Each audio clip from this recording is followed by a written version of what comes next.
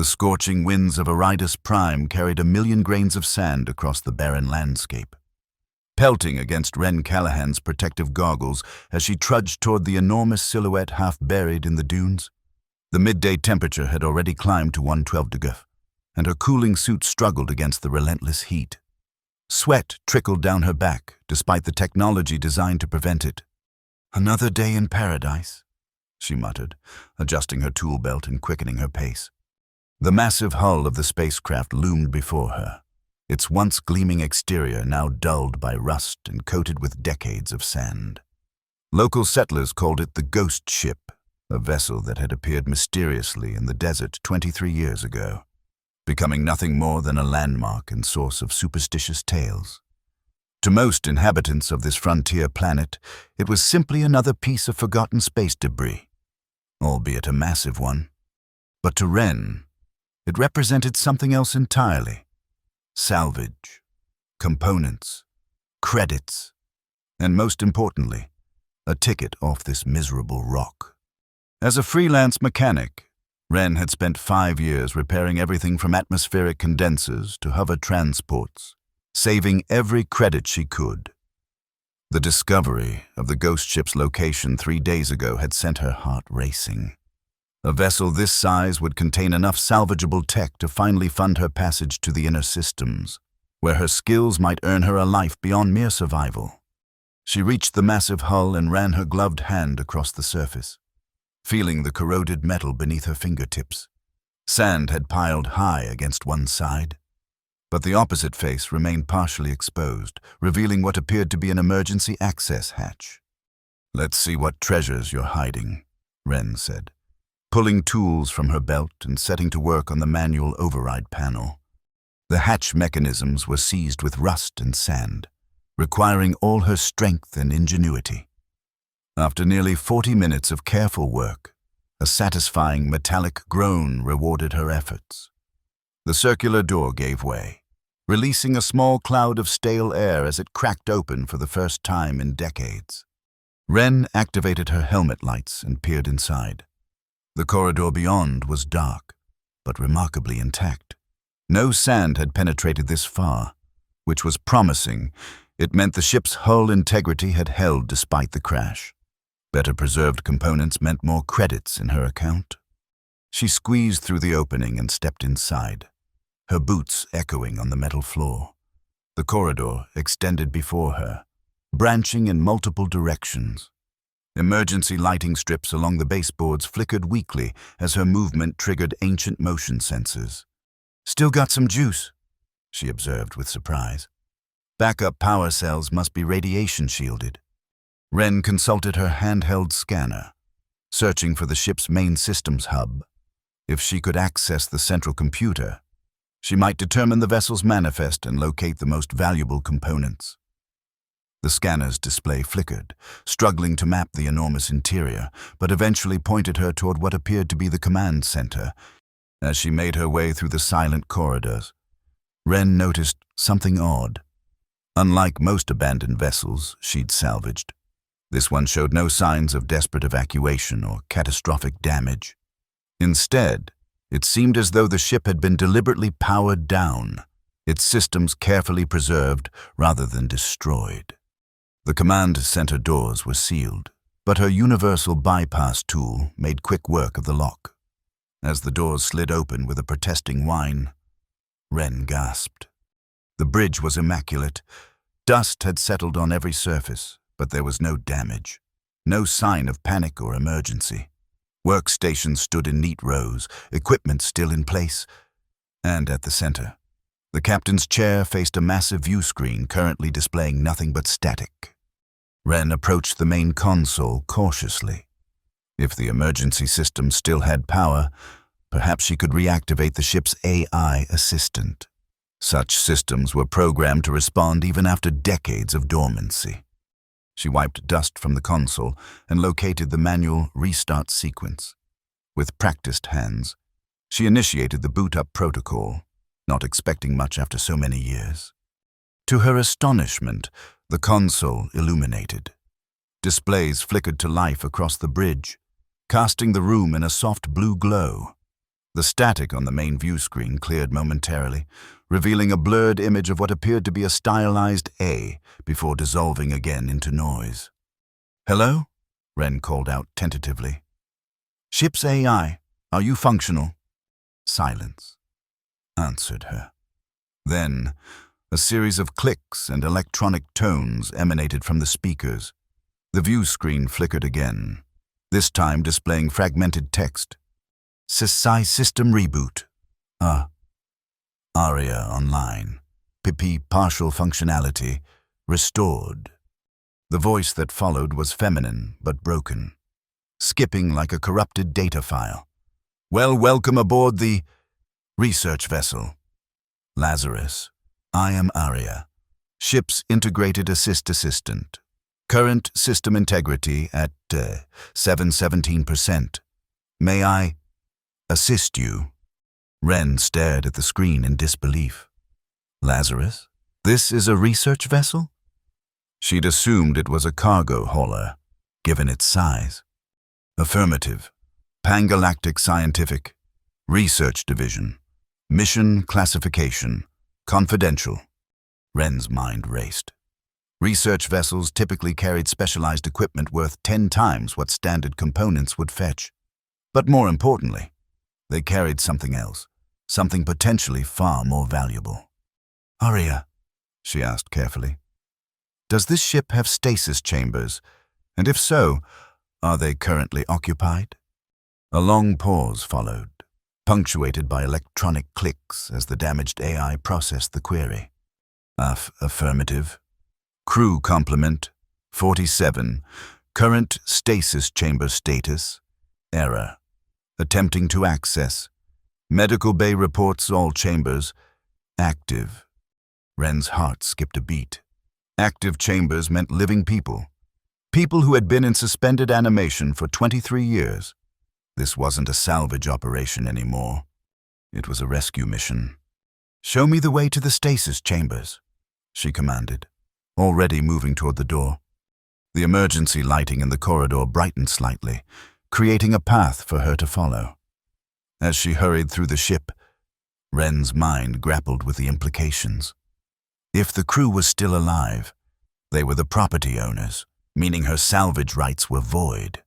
But leaving them to die was unthinkable, regardless of the fortune she'd just lost. The medical bay doors were sealed with a higher security protocol, but with Aria's assistance. Wren managed to override the locks. The doors parted to reveal a massive chamber lined with rows of sleek stasis pods, each containing a motionless human form visible through frosted glass panels. Status displays on each pod glowed with amber warning lights, rather than the reassuring green that would indicate optimal function. After 23 years on emergency power, the life support systems were failing. "Aria, what's the status of the stasis chambers?" Wren asked, approaching the nearest pod. "Emergency protocols have maintained minimal life support functions. Power reserves at critical levels. Estimated time until complete failure, 28 hours. Wren pressed her hand against the glass of the nearest pod. Inside, a woman with dark hair lay perfectly still, her face serene in artificial sleep. The status display identified her as Lieutenant Nadia Winters, Security. 28 hours, Wren murmured. "That's not enough time for a rescue ship to reach us, even if we could send a distress signal." She looked around the chamber, assessing the situation with her mechanic's eye. The stasis system was sophisticated but followed standard engineering principles. With the right approach, she might be able to stabilize it, maybe even restore partial main power to extend the life support duration. "Aria, I need schematics for the ship's power distribution systems and the stasis chamber specifications," she said, already opening her toolkit. Accessing, data corruption detected, but partial schematics available, transferring to nearest terminal. A nearby screen lit up with technical diagrams. Wren studied them intently, formulating a plan. The first priority was stabilizing the environmental systems. The ship's interior temperature was rising as the desert heat penetrated the hull, and if it reached critical levels, The stasis chambers would fail regardless of power availability. "I need to restore the cooling systems first," she muttered, tracing power conduits on the diagram. "Then route emergency power to the stasis pods directly, bypassing non-essential systems." She worked methodically, her hands steady despite the pressure. Hours passed as she crawled through maintenance ducts, replaced burned-out components with functioning alternatives from less critical systems, and gradually coaxed the ship's dormant mechanics back to life. As night fell outside, the temperature inside the ship began to drop as Wren successfully reactivated the environmental control systems. She returned to the medical bay, exhausted but determined, and checked the stasis chamber displays. "Status improved," Arya confirmed, her voice slightly more stable after Wren's repairs to the main computer. "Life support functions stabilized. Estimated time until failure now extended to 7 days, 4 hours. Wren collapsed into a chair, wiping sweat from her brow. "That buys us some time, at least. May I inquire as to your identity?" Arya asked. "You are not registered crew, yet you have demonstrated considerable technical expertise." "Wren Callahan, freelance mechanic. I found your ship buried in the sand." "How long has the Lazarus been inactive?" Wren hesitated. According to local records, this ship appeared in the desert about 23 years ago. Everyone assumed it was abandoned. They call it the ghost ship. Silence followed this revelation, as if the AI was processing the implications. 23 years. Arya finally responded. "My chronological data is damaged. Last recorded entry shows mission day 49. We were en route to the Proxima research station with what?" Wren prompted when the AI trailed off. "Data corrupted. Mission parameters. Restricted access. Captain Hayes' authorization required." Wren stood and approached a pod near the center of the room, more ornate than the others. Inside lay a gray-haired man with commander's insignia on his uniform. The display read, "Captain Elias Hayes, Commanding Officer." "I'm guessing he's the only one who can tell us what happened," Wren said. "And why a research vessel ended up crashed on a frontier planet with its crew in stasis." She turned her attention back to the immediate problems. "Arya, I need to know if the ship's communication systems can be restored. We need to send a distress signal." "Communications array. Damaged in landing sequence. External antenna assembly requires physical repair." "I'll add it to my list." Wren sighed. "What about ship's logs? Anything that might explain what happened?" "Accessing. Warning. Significant data corruption detected. Playback of final intact log entry possible. Authorization." "Play it," Wren said, leaning against a console. The view screen flickered, and the image of Captain Hayes appeared. He looked haggard, dark circles under his eyes, his uniform rumpled. The timestamp was partially corrupted but indicated mission day 49. "Emergency log," Hayes began, his voice tense. "We've been diverted from our course by order of Security Chief Rhodes. He claims to have received encrypted instructions from Central Command. But something doesn't add up. Dr. Reeves has expressed concerns about the security of the research samples. I've ordered a full security sweep, but—" The captain looked over his shoulder suddenly, responding to something off-screen. His expression hardened. "Rhodes, what are you doing? This area is restricted during—" The recording cut off abruptly, dissolving into static. "That's it?" Wren asked. "Nothing else?" "Subsequent entries are corrupted beyond recovery," Arya replied. "However, ship's automated logs indicate activation of emergency protocols approximately 12 minutes after that recording. All crew were automatically transferred to stasis chambers as per catastrophic event procedures." Wren paced the room, processing this information. "So this Security Chief Rhodes did something that triggered an emergency response. But what, and why did no one ever come looking for a missing research vessel?" "Searching. Found partial record. Distress beacon was activated, but a subsequent command deactivated it. Command origin, Security Chief Mercer Rhodes, Terminal. A chill ran down Wren's spine despite the functioning environmental controls. He wanted the ship to disappear. But why? She approached another pod, this one bearing the label Dr. Emma Reeves, Chief Researcher. The woman inside appeared to be in her 50s, her face bearing the calm expression of all stasis subjects. Dr. Reeves mentioned research samples. Wren mused. Aria, what was this ship carrying? What were you researching? Research focus, medical. Specifically, treatment protocols for Hollow Syndrome. Wren's breath caught. Hollow Syndrome was a degenerative neural condition that had emerged about 30 years ago, affecting colonists in the outer systems.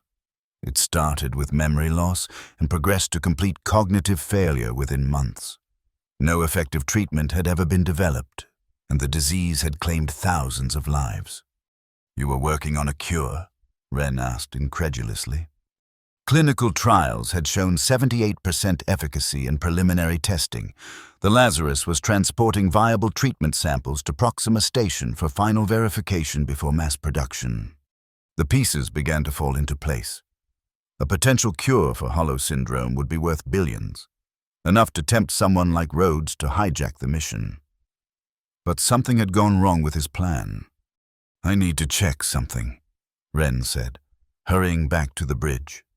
Once there, she accessed the ship's navigation logs, searching for any indication of their planned route and the diversion Rhodes had ordered. The data was fragmented, but she managed to piece together enough to confirm her suspicion.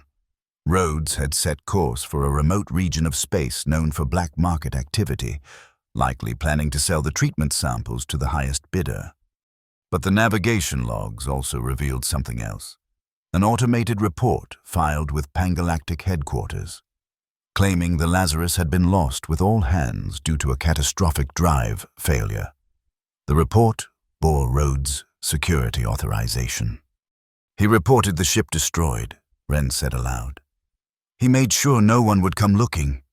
She returned to the medical bay, her mind racing. If the treatment samples were still aboard, they might still be viable. Stasis technology worked for biological materials as well as humans. But first, she needed to ensure the crew's survival. Aria, I'm going to need schematics for the communications array. I think I can repair it enough to send a distress signal. Accessing, schematics available.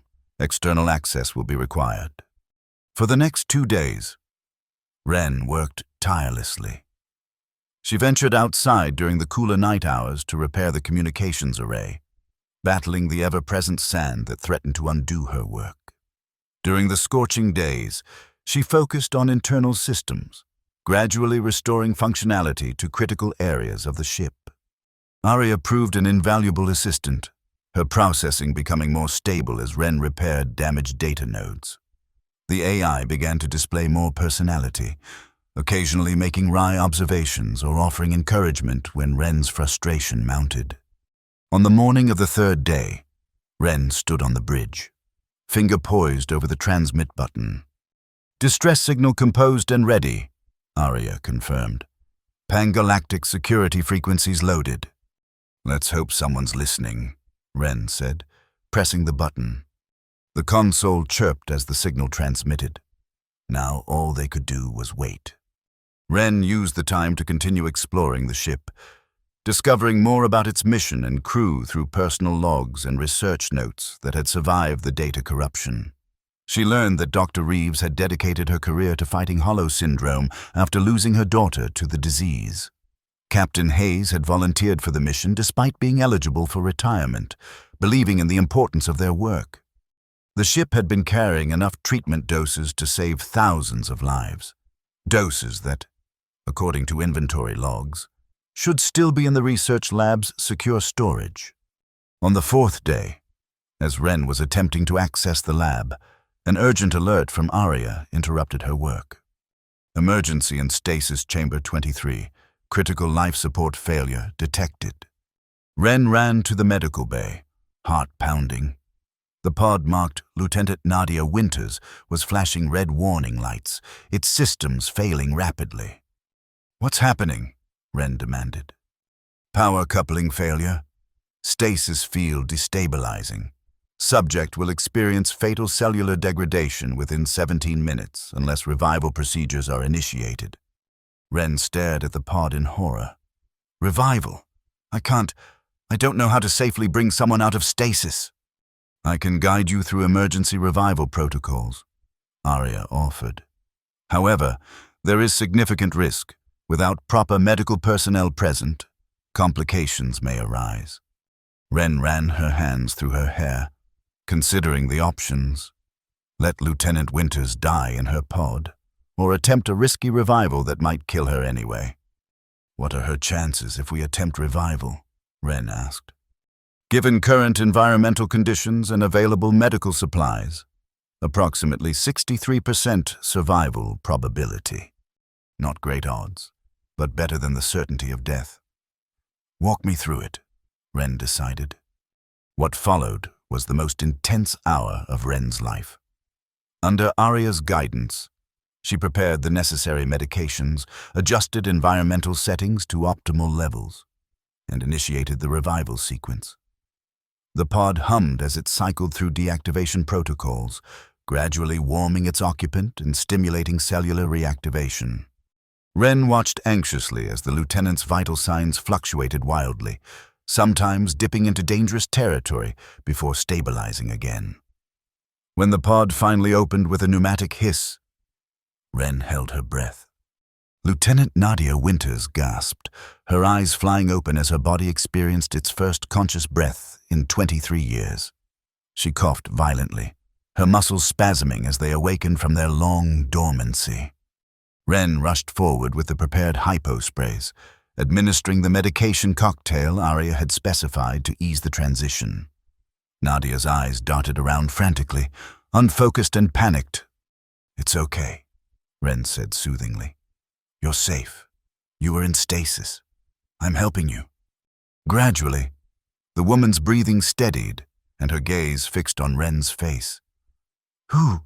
she managed, her voice a harsh whisper after decades of disuse. "My name is Wren Callahan. I found your ship. You're on Eridus Prime." Confusion clouded Nadia's features. "How long?" Wren hesitated. 23 years.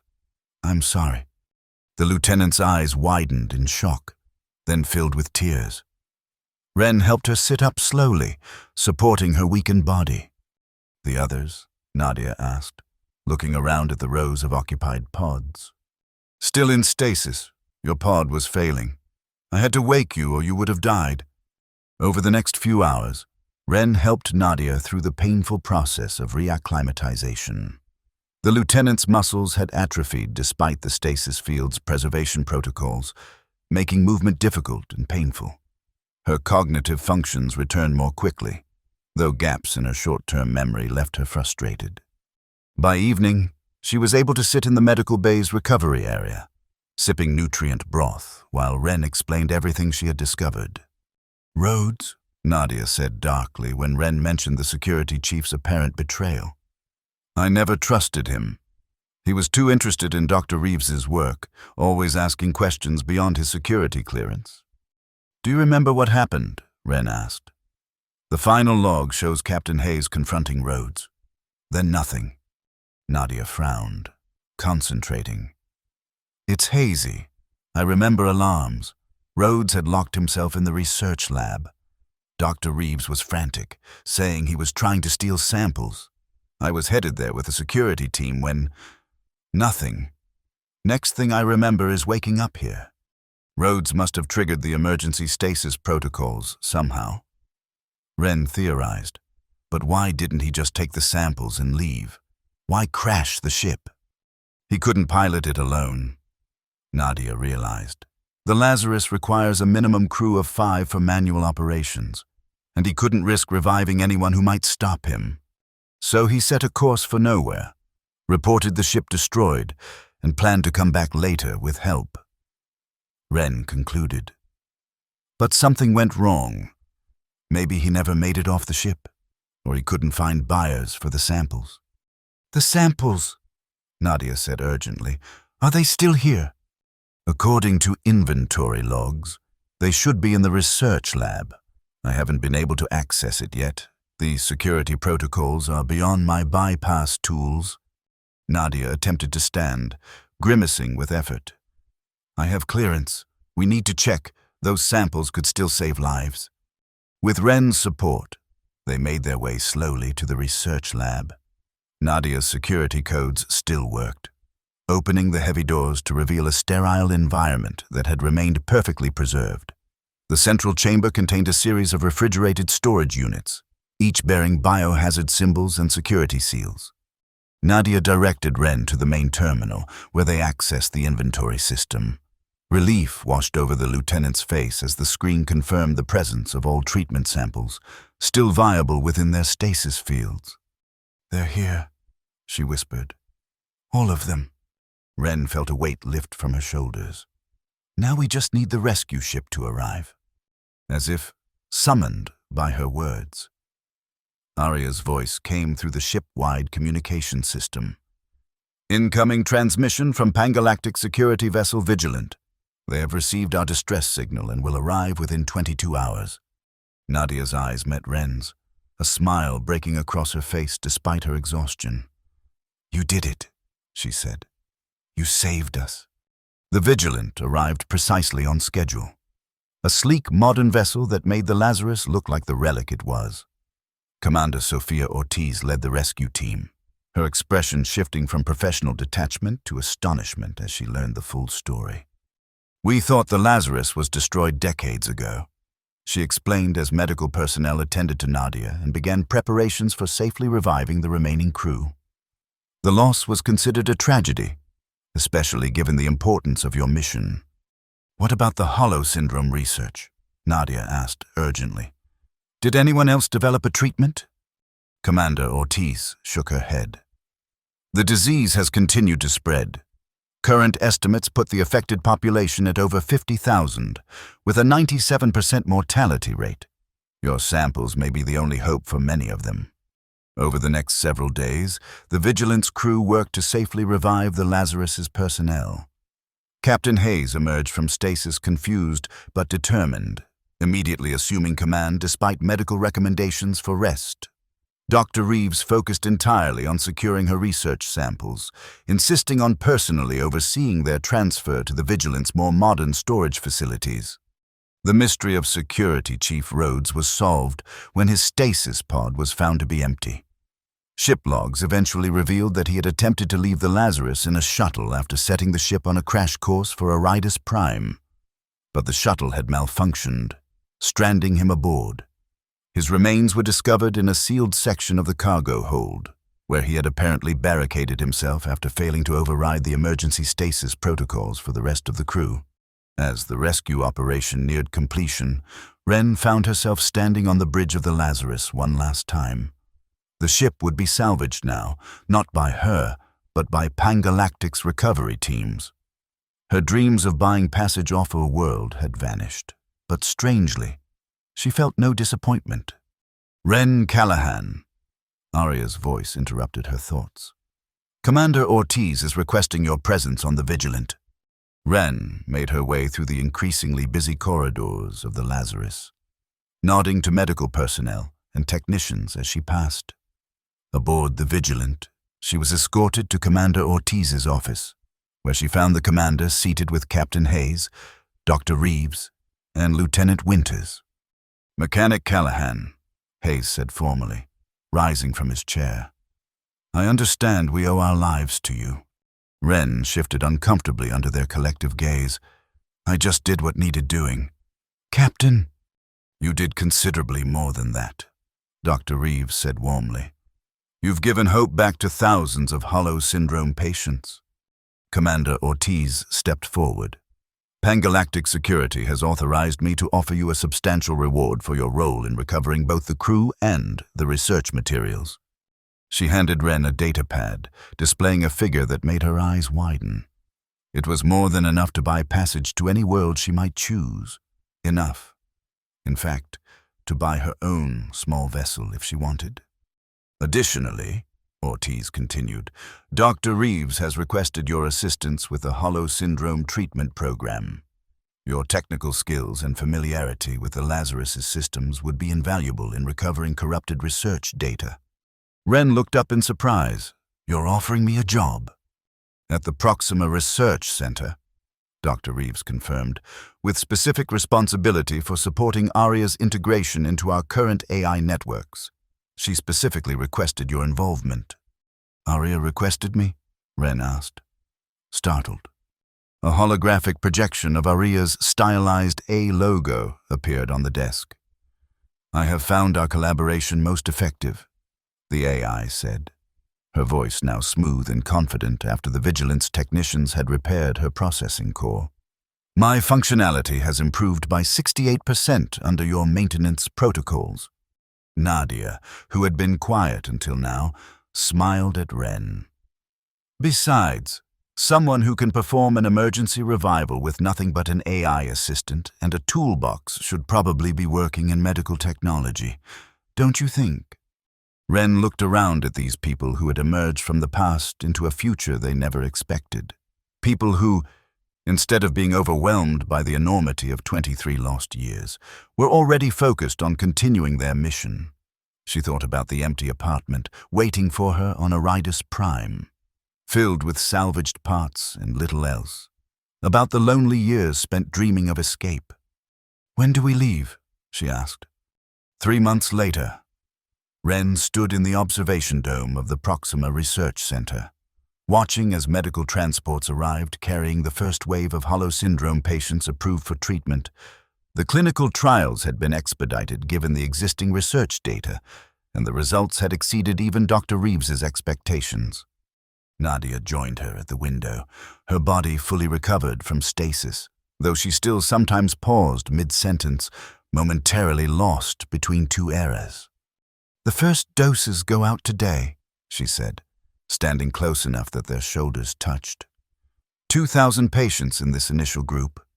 And more to follow, Wren added. Now that we've recovered the manufacturing protocols from ARIA's damaged files, the AI had become integral to the research center's operations, her unique perspective bridging the decades between the original research and current medical practices.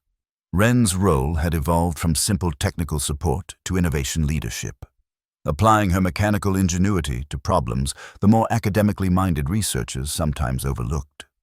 Not bad for a salvage mechanic from Aridus Prime, Nadia commented with a smile.